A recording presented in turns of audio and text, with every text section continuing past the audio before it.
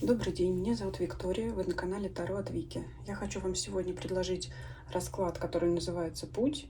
Как-то давно я его встретила в одной книге. Это довольно-таки глобальный такой расклад на цикл или определенный период вашей жизни. Но для начала я вам хочу немного рассказать историю старших арканов. Если кому-то не интересна эта информация, можете перемотать по тайм-коду сразу на гадание. Тем, кто интересуется такими вещами, то послушайте. Здесь будет мое видение. Оно может отличаться от классической трактовки. Ну вот вам расскажу так, как представляю эту историю я. Вообще старшие арканы нам рассказывают о том, как человек развивается на протяжении всей своей жизни, как он преодолевает трудности, получает опыт. И я, как вы видите, разложила все арканы по порядку в 4 ряда. Я их подразделила на 3 этапа.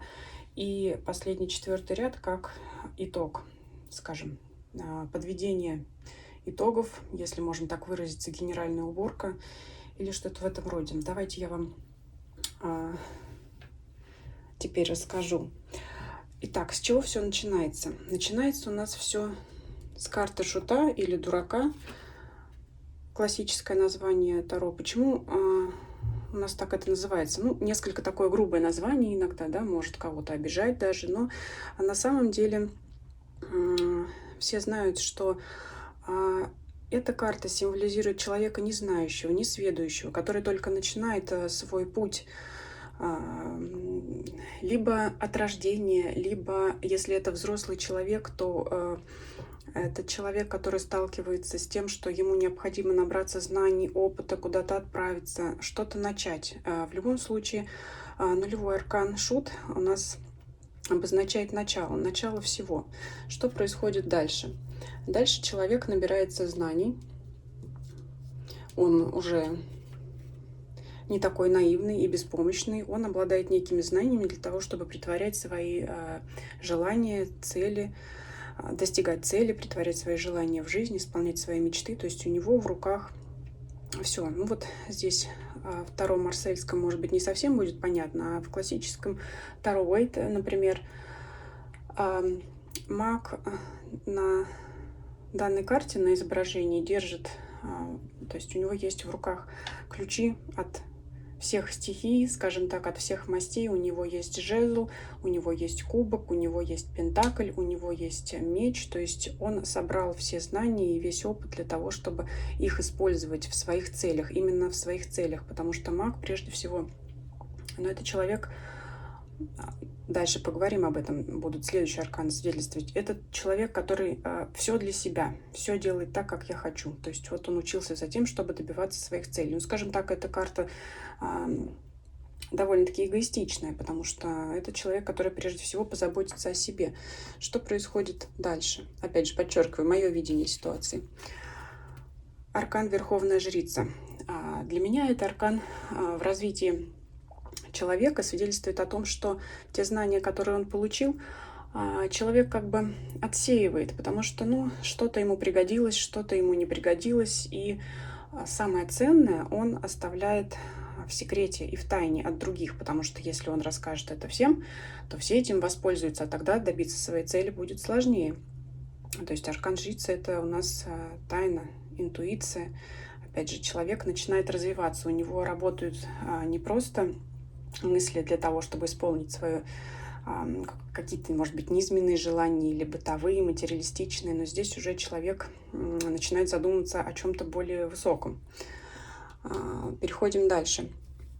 Арканы императора и императрицы я буду рассматривать вместе, потому как, ну, император и императрица у нас прежде всего символизируют власть, но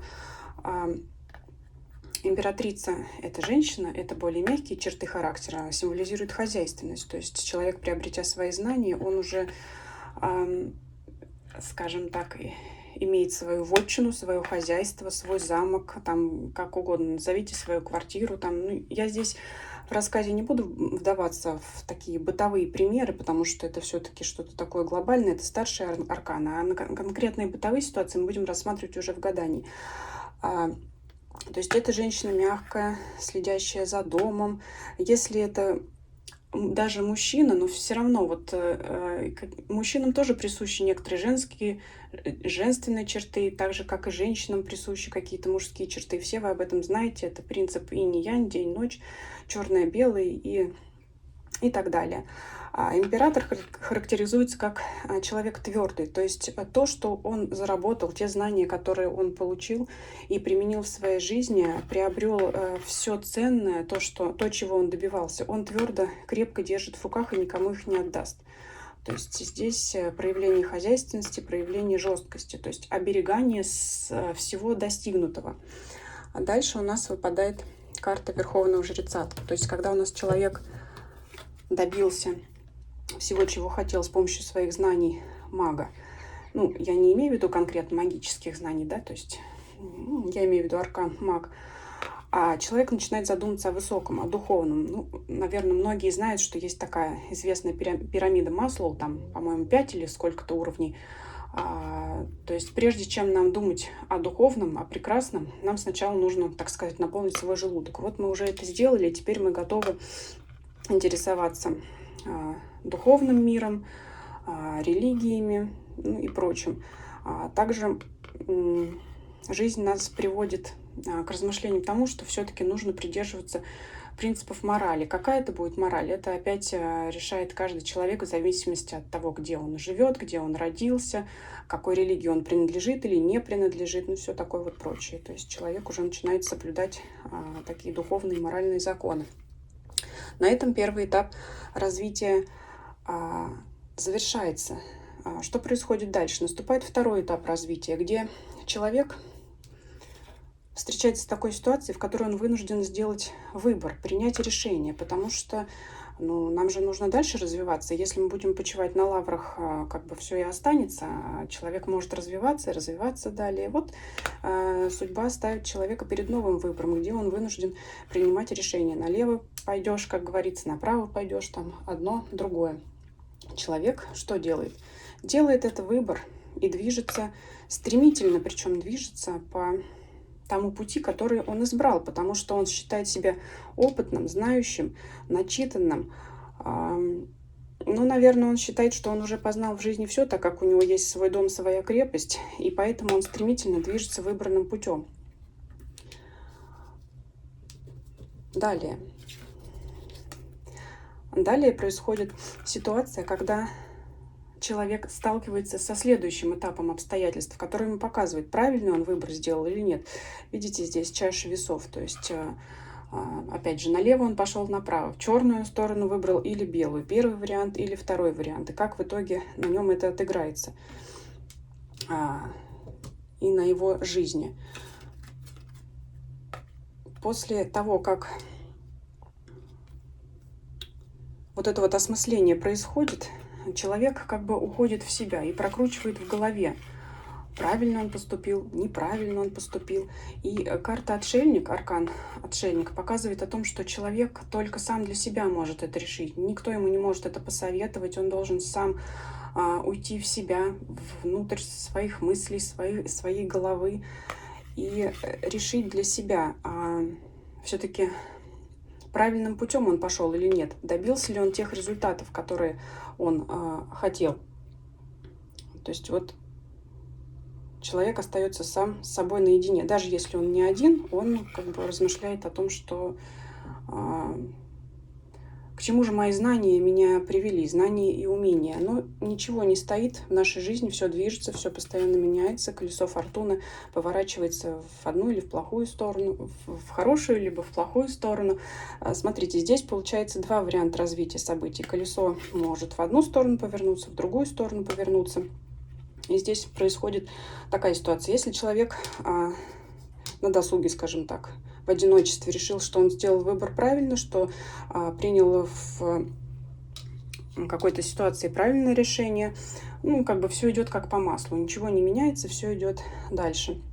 Но если у нас всегда все будет идти хорошо, опять же, не будет развития.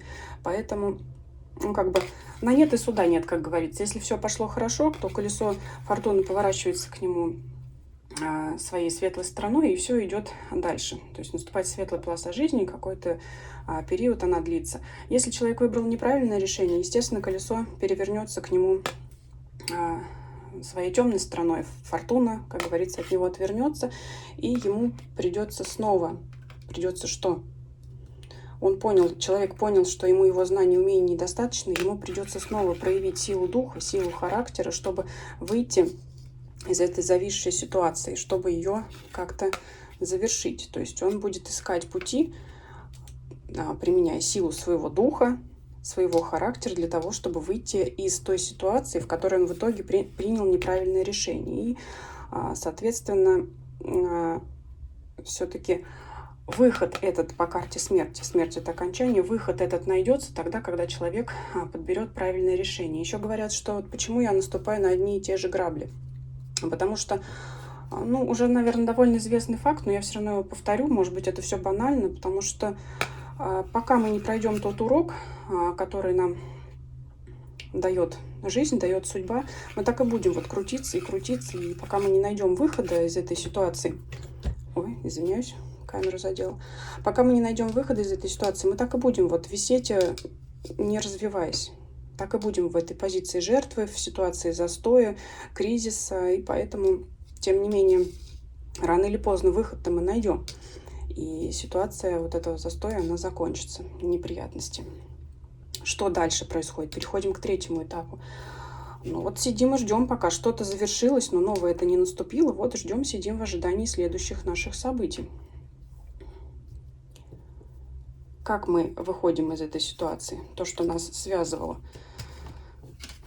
В ожидании конца, в ожидании сбрасывания этих оков, также покажу 2 аркана вместе. Как мы можем разрушить все старые привязки наши? Только под воздействием каких-то обстоятельств, форс-мажорных даже, я бы сказала, не зависящих от нас, либо когда мы сами примем решение разорвать с нашим прошлым и разорвать вот этот вот круг, так сказать, порочной ситуации, из которой мы не можем выбраться. Здесь получается, что, скажем так, это крупный кризис, через который нам надо пройти, чтобы выбраться. То есть ситуация от менее сложной все постепенно усложняется. То есть просто от, скажем так, путешествия, нашего развития, приобретения знаний. Вроде как некоторые люди очень даже любят учиться, да, там что-то проходить, какие-то курсы, и вообще учиться со школы. То есть, вроде как все не так уж и сложно, хотя на этом периоде это может нам показаться очень тяжелым занятием, учеба и развитие. Дальше уже жизненный опыт, да, вот какой-то вот застой, что-то как преодолеть нам. И третий этап, он дает нам самую сложную такую ситуацию. Вот когда когда у нас опускаются руки, когда мы не знаем, куда бежать вообще, когда все это закончится, и как говорят, где же я так нагрешила, за что же мне это такое. То есть вот, наверное, любой человек сталкивается с такой ситуацией, когда он, просто не может понять, как из нее выйти. Вот тогда наступает башня, этот период развал. То есть всегда перед светлым днем у нас самая длинная ночь. Но рано или поздно все заканчивается, и об этом нам говорит карта звезда. То есть на самом темном небе звезды видно лучше всего. И звезды говорят о том, что мы можем снова мечтать, снова надеяться на улучшение нашей жизни. Вот пока мы сидим и надеемся, ждем нашего нового светлого будущего, все равно нас посещают страхи. Вот она, карта Луна, карта, как известно, ночных страхов, переживаний, сомнений. Все мы боимся за наше будущее, все мы переживаем о том, что будет дальше. Может быть, конечно, не все, но я думаю, это присуще большинству людей. Поэтому все равно, зная, что мы такие опытные, да, опять же, возвращаясь к предыдущим 2 рядам, зная, что мы уже прошли огонь, воду и медные трубы, мы чувствуем неуверенность в себе. Это можно сравнить, знаете, как вот когда молоды люди, у них юношеский максимализм, им кажется, что Мы все знаем, мы все умеем, нам никто не указ, не надо нам подсказывать, не надо нам советовать. А вот взрослый человек, напомните, кто говорил фразу: «Я знаю то, что я ничего не знаю». Поэтому человек опытный и поживший жизнь, скажем так, неважно какой это возраст, это может быть 60 лет, это может быть 30 лет, у всех это по-разному происходит. Это все индивидуально, конечно. Поэтому здесь человек, несмотря на свой опыт и знания, он уже может сказать: ну, я уже даже не знаю, может вот сомневаться, может говорить: я в этой жизни уже ничего не понимаю. То есть вроде бы все знаю, а везде подкован, там кто-то там в каких-то юридических вопросах, кто-то жизненного опыта хорошо набрался, в бытовых вопросах, но все равно не знает. Ну что же в итоге-то? Все равно, пройдя свой трудный жизненный путь, не забывая о принципах морали, о том, какие трудности мы прошли, о том, как трудно вот преодолевать эту жизнь, о том, как, возможно, надо помогать другим, да, опять же, по карте морали, вот здесь просящие люди у старшего человека. То есть вот пройдя все это не только для себя, но и помогая другим, получив знания, пройдя кризис, застой, пройдя форс-мажорные обстоятельства, все равно человек, он придет к своему счастью. Но если человек в этом сомневается по карте Луны, карта Солнца, следующий аркан, говорит всегда, что в это надо верить, на это надо надеяться. Вот этот вот ряд звездных светил, он нам об этом говорит. Звезда, Луна и Солнце. Конечно, вас будут мучить сомнения, потому что будущего мы не знаем, но пытаемся здесь, да, угадать. Сейчас попытаемся с вами разгадать.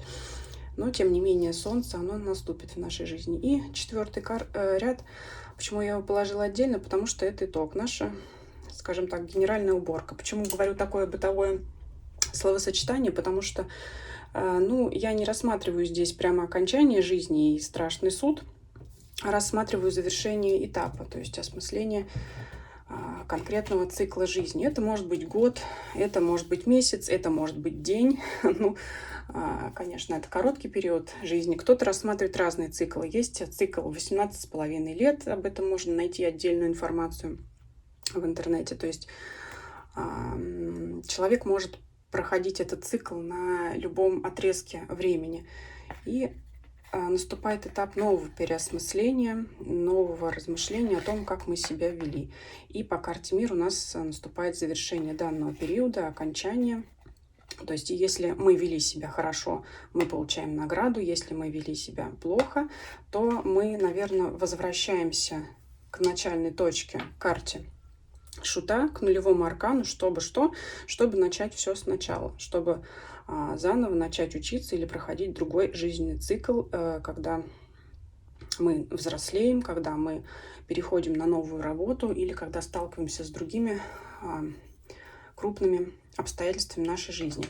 Итак, а теперь я соберу арканы, все, кроме карты Шута, которая будет олицетворять вопрошающего человека, который будет смотреть этот расклад. В данном раскладе из всех старших арканов используется 13. 13 является Шут. И я сейчас, вариант будет один, я сейчас вытащу из колоды старших арканов еще 12 арканов для того, чтобы посмотреть, на каком жизненном этапе сейчас находитесь вы и что сейчас с вами происходит. Так, 1, 2, 3, 4, 5, 6, 7, 8, 9, 10, 11, 12. Оставшиеся арканы откладываем. Вкладываем карту Шута. Снова перемешиваем арканы для того, чтобы карта вопрошающего заняла свое место. И начнем смотреть. Давайте смотреть, на каком этапе жизненного цикла сейчас находитесь вы. Так, смотрите, вы почти в самом начале. Сейчас выложу полный ряд и буду раскладывать.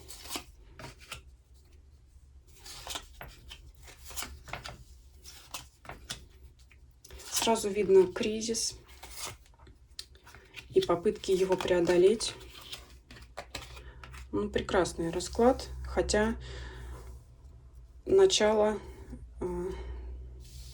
у нас довольно-таки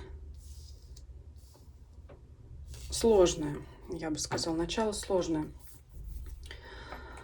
Так как вы находитесь в начале жизненного пути, карты мало раскрывают ваше прошлое, ту ситуацию, которая привела к данным последующим событиям, которые будут разворачиваться. Расклад только говорит о том, что вы долгое время находитесь в ожидании чего-то нового, в ожидании ситуации, из которой вы хотите выйти. Дальше у нас, смотрите, карта суда, отшельника, смерти и дьявол. Ну, карты довольно-таки, ну, вот тут еще у нас и повешенная. Я ее, наверное, вот так вот их переложу. Карта правосудия. Вот такой сделаю ряд. Вы в ожидании выхода из кризиса. То есть вы сейчас на пороге выхода из кризиса. Ну, несмотря на то, что прошлое это карта, которая у вас за спиной, перед арканом шута находится. Несмотря на то, что у нас тут всего одна карта, и так понятно, что ситуация, в которой вы находитесь, она довольно-таки проблематична. У кого-то, может быть, даже, ну, такая крайне серьезная. И последующий ряд арканов, вот здесь суд, отшельник, карта смерти, карта дьявола, ну, такие все карты, такие довольно мрачные.